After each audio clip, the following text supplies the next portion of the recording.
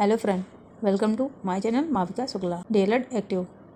आई hope आप सभी अच्छे होंगे। मेरे चैनल पर डीएलएड फर्स्ट सेमेस्टर के सभी सब्जेक्टों की वीडियो मिलती हैं और मैं आज राजन से हिंदी के लघुत्री प्रश्न करा रही हूँ। बहुविकल्पी और अति लघुत्री राजन से मैंने करा दिया है, अब मैं अति लघुत्री के करा रही हूँ। तो चलिए देखते हैं अति लघुत्री के प्रश्न। और आप लोगों को अगर मेरे चैनल की वीडियो अच्छी लगे तो लाइक करें, सब्सक्राइब करें, कमेंट करें और आपके जो भी कॉलेज ग्रुप हैं उनमें सब में शेयर करें ताकि उनकी भी हेल्प हो सके। चलिए देखते हैं। राजन से हिंदी का लघुत्री पहला प्रश्न है, भाषा की प्रचलित ध्वनि कौन कौन सी हैं? उत्तर देखते हैं। तो हिंदी भाषा की सबसे छोटी इकाई ध्वनि कहलाती है। इस ध्वनि को ही वर्ण कहा जाता है। वर्णों का क्रमबद्ध समूह वर्णमाला कहलाता है। हिंदी वर्णमाला में अग्रवत 52 वर्ण होते हैं। वर्ण मीन्स अक्षर और अग्रवत मीन्स एक साथ 52 अक्षर होते हैं, जिसमें 11 स्वर, अयोगवाहक 2 होते हैं और व्यंजन 33 होते हैं। संयुक्त व्यंजन 4 होते हैं तथा द्विगुण व्यंजन 2 होते हैं। स्वर कौन कौन से होते हैं? तो देख लेते हैं स्वर कौन कौन से होते हैं। स्वर छोटा, बड़ा, छुटी, बड़ी, छुटो, बड़ो, रिर, ए, आए, ओ, औ, ये स्वर होते हैं। कितने होते हैं? 11 होते हैं। अयोगवाहक जो हैं वो 2 होते हैं। कौन कौन से होते हैं? अंग और आहा, ये 2 अयोगवाहक होते हैं। तो का वर्ग में कौन कौन से आते हैं देखते हैं। का वर्ग में पहला है का, खा, गा, घा, णा। चा वर्ग में चा, छा, जा, झा, वा, ये चा वर्ग में आते हैं। टा वर्ग में टा, ठा, डा, ढा, णा, ये टा वर्ग में आते हैं। ता, था, दा, धा, ना, ये ता वर्ग में आते हैं। और पा वर्ग में पा, फा, वा, भा, मा, ये पा वर्ग में आते हैं। या, रा, ला, वा, ये व्यंजन तो होते हैं लेकिन अंतःस्थ व्यंजन होते हैं। कैसे? अंतःस्थ व्यंजन होते हैं।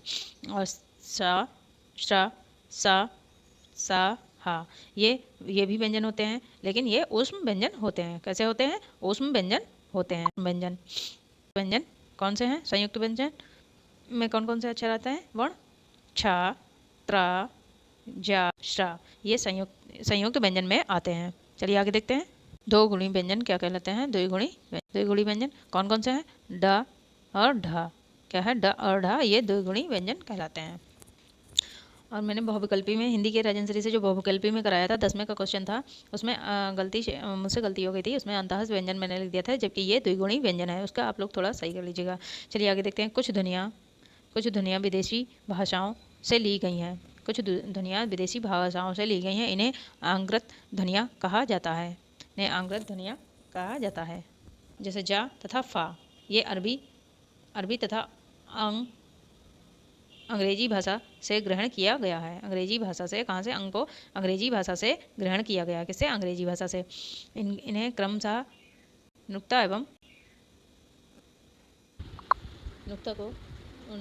अर्धचंद्र ध्वनिक कहते हैं। और ण, वा, ड़ा, न, मा पंचवर्ण कहलाते हैं। ये वर्ण पंचवर्ण कहलाते हैं।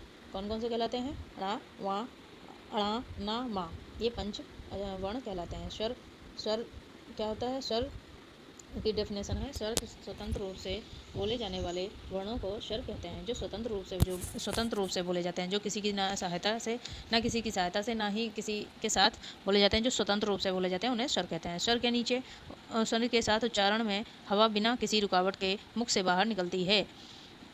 बिना किसी रुकावट के ही मुख से बाहर निकलती है। हिंदी भाषा में कुल 11 स्वर होते हैं। क्वेश्चन नंबर दूसरा देखते हैं। नंबर दूसरा, उच्चारण स्थान की दृष्टि से व्यंजन से भेद बताएं।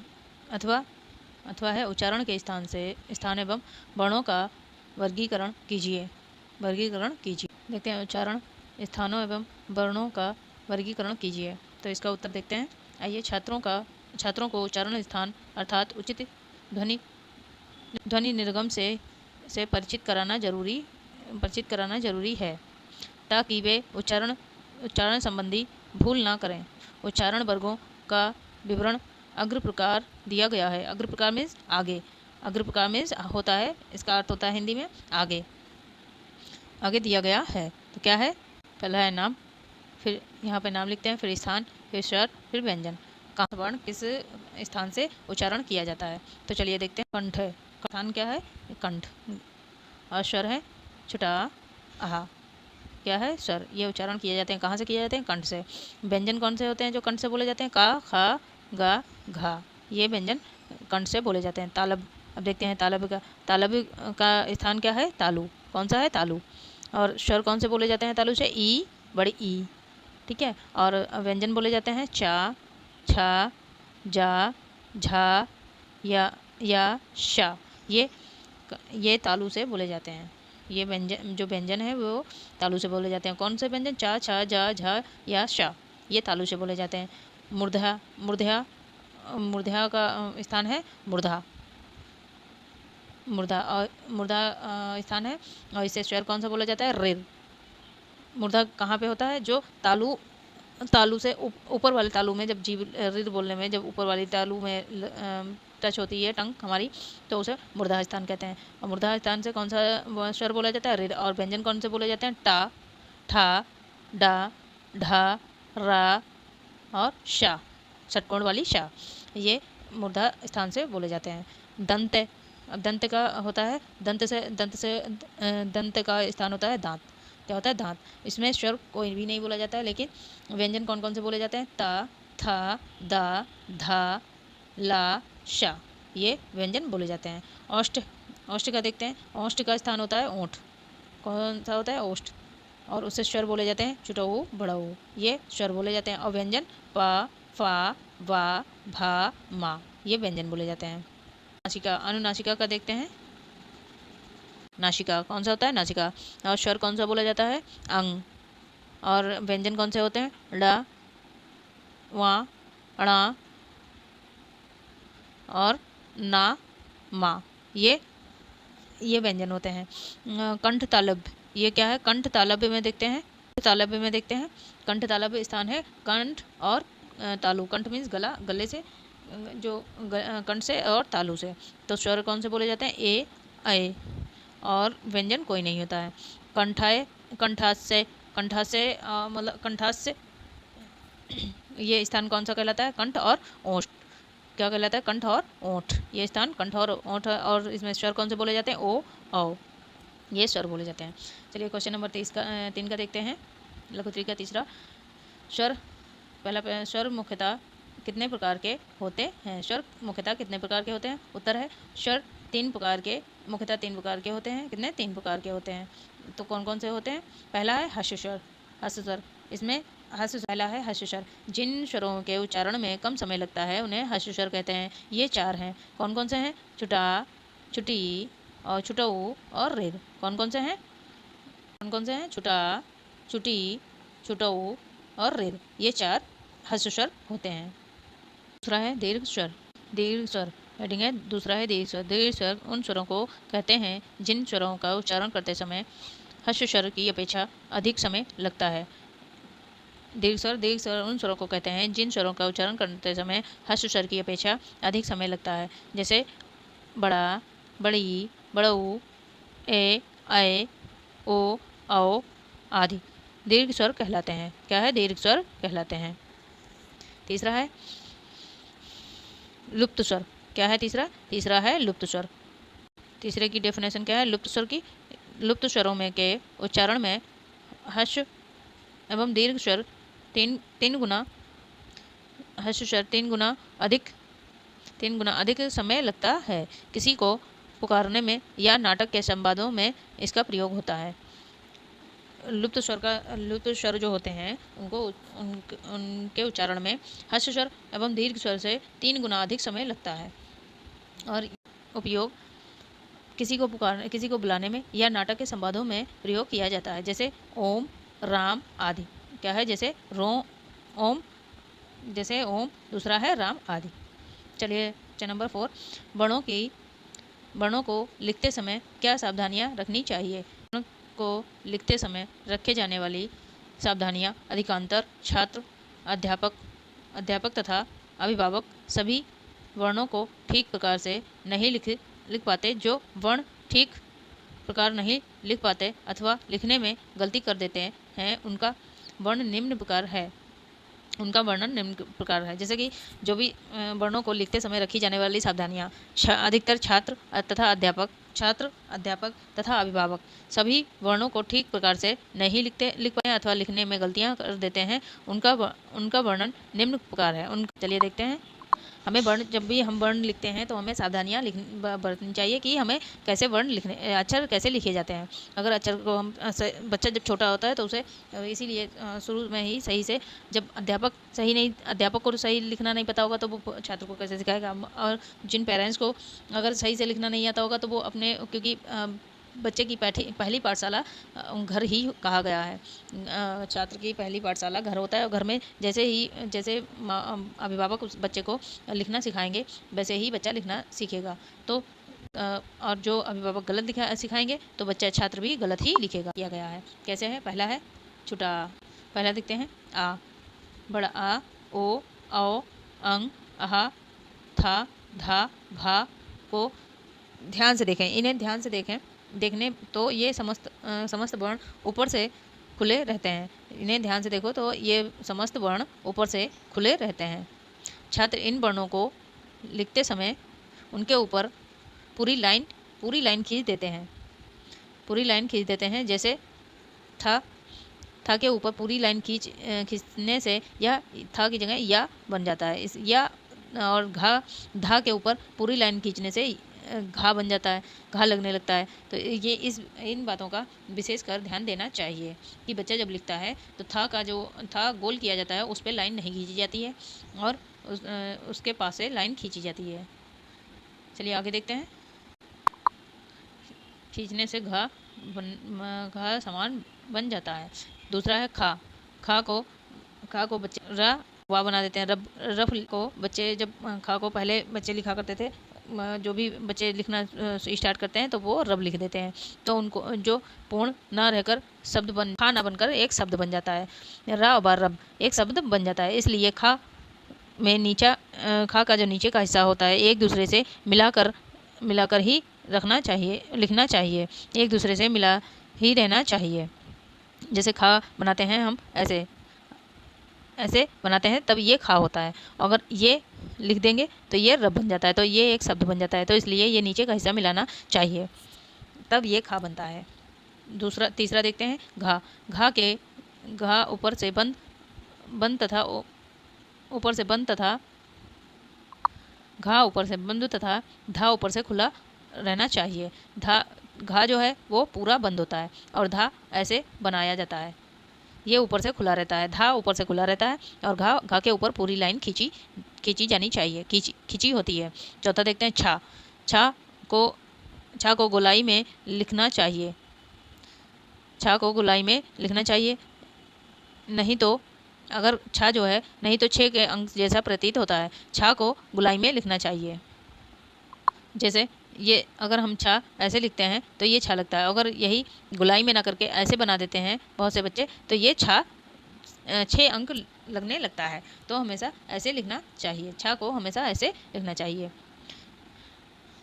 था का देखते हैं। था के ऊपर खुला और या ऊपर से बंद करके लिखना चाहिए। था जो है ऊपर से खुला ऐसे और या पूरी लाइन होनी चाहिए, या के ऊपर पूरी लाइन खींचनी चाहिए। भा का देखते हैं। वही भा भी ऊपर से खुला और माँ में पूरी लाइन बंद करनी चाहिए। 7 का देखते हैं। इसी प्रकार ना, रा, शा, हा भी ध्यान से लिखना चाहिए। क्वेश्चन नंबर 5 का देखते हैं। क्वेश्चन नंबर 5, स्वर किसे कहते हैं? आंसर देखते हैं। बेस्वर बे अक्षर जिनके उच्चारण में ध्वनि फेफड़ों से निकलकर कंठ से होती हुई मुख के उच्चारण स्थानों को स्पर्श किए बिना मुख द्वार से बाहर निकल जाती है, स्वर कहलाते हैं। वे स्वर कहलाते हैं। स्वरों का उच्चारण किसी अन्य अक्षर की सहायता के बिना स्वतंत्र रूप से होता है। हिंदी भाषा में कुल 11 स्वर होते हैं। जैसे छुटा, बड़ा, छुटी, बड़ी, छुटौ, बड़ौ, रिर, ए, आए, ओ, औ तथा औ ये स्वर होते हैं। कौन से होते हैं? छुटा, बड़ा, छुटी, बड़ी, छुटो, बड़ो, रिर, ए, ओ, औ तथा औ ये स्वर 11 स्वर होते हैं। चलिए छठा क्वेश्चन नंबर 6 का देखते हैं। व्यंजन कितने प्रकार के होते हैं? अथवा अथवा स्पर्श व्यंजन से क्या अभिप्राय है? यह अंतःस्थ व्यंजन से किस प्रकार भिन्न है? अथवा हिंदी भाषा के व्यंजन वर्णों के उच्चारण स्थानों के नाम लिखिए। ये क्वेश्चन सन 2016 और ये क्वेश्चन सन 2017 के पेपर में आया है। और अथवा संयुक्त अक्षर व्यंजनों को लिखिए। ये क्वेश्चन भी सन 2017 के पेपर में आया है। संयुक्त व्यंजन किसे कहते हैं? स्पर्श व्यंजन का उल्लेख कीजिए। ये सन 2018 के पेपर में आया है। चलिए उत्तर देखते हैं। जब प्राण वायु कंठ तथा मुख के अवयवों से टकराती हुई बाहर निकलती है तो ध्वनि उत्पन्न होती है, उन्हें व्यंजन कहा जाता है। अवयव मतलब मुंह में जो स्थान होते हैं उनसे कंठ तथा मुख के अवयव मुख में जो स्थान होते हैं जैसे दांत है, तालु है, ये टकराती हुई हवा बाहर उच्चारण करने पर जो टकराती हुई हवा बाहर निकलती है तो ध्वनियाँ उत्पन्न होती हैं उन्हें व्यंजन कहा जाता है। जैसे का, खा, गा, घा आदि प्रत्येक व्यंजन का उच्चारण स्वर की सहायता से होता है।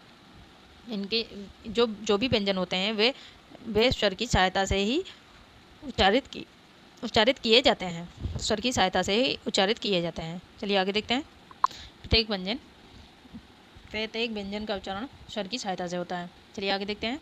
हिंदी भाषा में व्यंजनों की संख्या 33 है। कितनी है व्यंजनों की संख्या? 33 है। व्यंजन प्रमुखतः 4 प्रकार के होते हैं।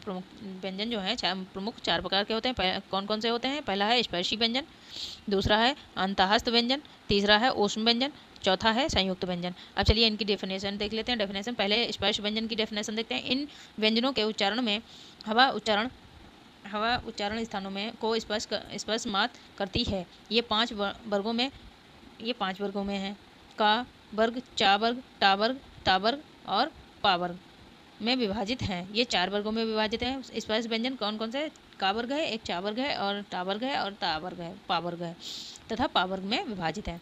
अंतःस्थ व्यंजन की डेफिनेशन क्या है? व्यंजनों की डेफिनेशन देखते हैं। जिन व्यंजनों के उच्चारण में जीवा मुख से किसी भाग को स्पर्श नहीं करती है और हवा बिना रगड़ खाए मुख से बाहर निकल जाती है उन्हें अंतःस्थ व्यंजन कहते हैं। जैसे या, रा, ला, वा ये अंतःस्थ व्यंजन होते हैं। तीसरा देखते हैं ऊष्म व्यंजन की डेफिनेशन। जिन वर्गों के उच्चारण में हवा मुख से रगड़ खाती हुई धीरे धीरे बाहर निकलती है उन्हें ऊष्म संघर्षी व्यंजन कहा जाता है। जैसे सा, शा, सा, हा ये ऊष्म व्यंजन कहलाते हैं। क्या कहलाते हैं? ऊष्म व्यंजन कहलाते हैं। संयुक्त व्यंजनों की डेफिनेशन देखते हैं।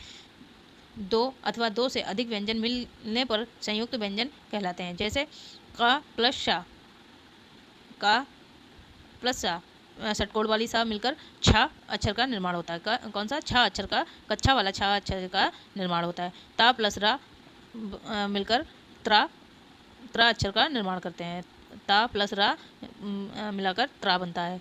पुत्र, जैसे पुत्र त्रिशूल होता है। जा या मिलकर ज्ञा अक्षर का निर्माण होता है और सल्जा वाली शाह और रा मिलकर स्रा का निर्माण होता है, त्रा अक्षर का निर्माण होता है। क्वेश्चन नंबर 7 देखते हैं। हिंदी वर्तनी संबंधी अशुद्धियाँ बताइए। हिंदी वर्तनी अशुद्धियाँ बताइए। अथवा है लेखन शिक्षण की समान त्रुटियाँ स्पष्ट कीजिए। यह क्वेश्चन सन 2018। इसका आंसर देखते हैं। हिंदी भाषा की वर्तनी अशुद्धियाँ एवं निवारण। शुद्ध लेख का अभिप्राय लेखन संबंधी अशुद्धियों न करने से है। इसके लिए 3 बातों का विचार करना अधिक आवश्यक है। अशुद्धियों के प्रकार। वर्तनी संबंधी अशुद्धियाँ कई तरह की हो सकती हैं। उनमें कुछ इस प्रकार हैं। पूर्ण वर्ण संबंधी अशुद्धियाँ। चलिए देखते हैं। बहुत से बालक कुछ वर्णों का उच्चारण भेद को ठीक तरह से नहीं समझते और वे प्रायः एक अक्षर के स्थान पर उसी से मिलता जुलता दूसरा वर्ण लिख देते हैं।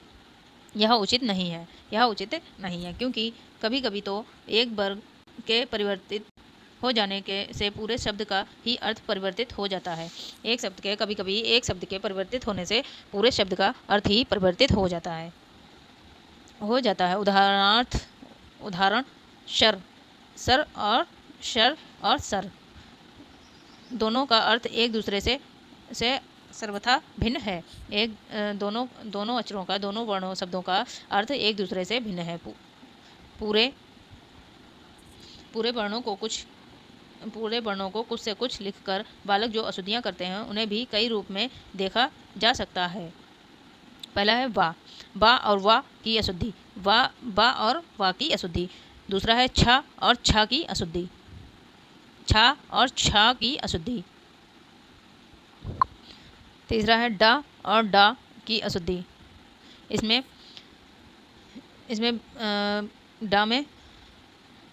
डा में कोई बिंदु नहीं रखी होती है और अड़ा में बिंदु रखी होती है। ये इसमें अशुद्धियाँ बच्चे लिखते समय बहुत अशुद्धियाँ कर देते हैं। चौथा देखते हैं डा, ढा और अ में अशुद्धि। इसमें भी नीचे बिंदी रख देते हैं, नहीं इसमें बिंदी नहीं है, इसमें बिंदी है। इसकी ये अशुद्धियाँ। डा और ढा की अशुद्धि, डा ऐसे बनता है और ढा इस टाइप से ये ऐसे बनता है। इसमें भी ये अशुद्धियाँ होती हैं जो कि बच्चों को टीचर ध्यान से समझाए और ध्यान रखे कि बच्चे अक्षर सही लिखें। चलिए आगे देखते हैं। बच्चे जब इमला वगैरह मास्टर टीचर इमला बोलता है तो बच्चे ये अड़ा बना देते हैं, तो इस पर भी बच्चों को ध्यान देना चाहिए। इसमें ये अशुद्धि होती है। शा और शा की अशुद्धि, सा से सलजम वाला और सा से षटकोण वाले में जो अशुद्धि होती है। और 8 का देखते हैं। शा, श्रा और सा में अशुद्धि। षटकोण वाला सा ऐसे बनता है और इसे श्रा बोलते हैं और इसे शा बोलते हैं। क्वेश्चन नंबर 8 का देखते हैं। विस्मय आदि बोधक चिन्ह का प्रयोग कब करते हैं? विस्मय आदि बोधक चिन्ह का प्रयोग कब करते हैं? यह क्वेश्चन सन 2018 के पेपर में आया है। उत्तर देखते हैं। विस्मय आदि बोधक चिन्ह का प्रयोग भाव को प्रकट करने हेतु, जैसे भय, शोक, घृणा, आश्चर्य आदि को प्रकट करने वाले शब्दों में विस्मय बोधक चिन्ह का प्रयोग किया जाता है। जैसे हाय और विस्मय बोधक चिन्ह। यह क्या हो गया? विस्मय बोधक चिन्ह कैसा होता है? ऐसा होता है, ऐसे पूर्णविराम और उसके नीचे बिंदु रखी जाती है। इसे विस्मय बोधक चिन्ह कहते हैं। क्वेश्चन नंबर 9 का देखते हैं। अग्नि, अमृत, गंगा और गुरु का एक एक समानार्थक शब्द लिखिए। यह क्वेश्चन सन 2018 के पेपर में आया है। उत्तर है अग्नि का आग, अमृत का पीयूष, अग्नि का है आग, अमृत का है पीयूष, और गंगा का है सुरसरी, गुरु का है अध्यापक, गुरु का क्या है? अध्यापक है। समानार्थी शब्द हैं। क्वेश्चन नंबर 10 देखते हैं। रा वर्ण कितने प्रकार से लिखते हैं? उदाहरण सहित स्पष्ट कीजिए। यह क्वेश्चन सन 2018 के पेपर में आया है। उत्तर देखते हैं। रा वर्ण को 2 प्रकार से लिखते हैं, जैसे पुनर्जन्म, गर प्लस हरण, तो प्लस बराबर ग्रहण। रा को 2 प्रकार से लिखा जाता है। एक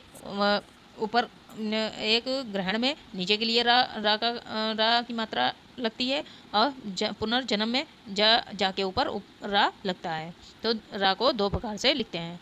चलिए आज के लिए यह लघुत्री के 10 क्वेश्चन ही मैं कराऊंगी। कल की वीडियो में इसके आगे से देखूंगी। अगर आप लोगों को ये वीडियो अच्छी लगे तो लाइक करें, सब्सक्राइब करें, कमेंट करके बताएं कैसी लग रही है। चलिए मिलते हैं अगली वीडियो में। Bye, take care.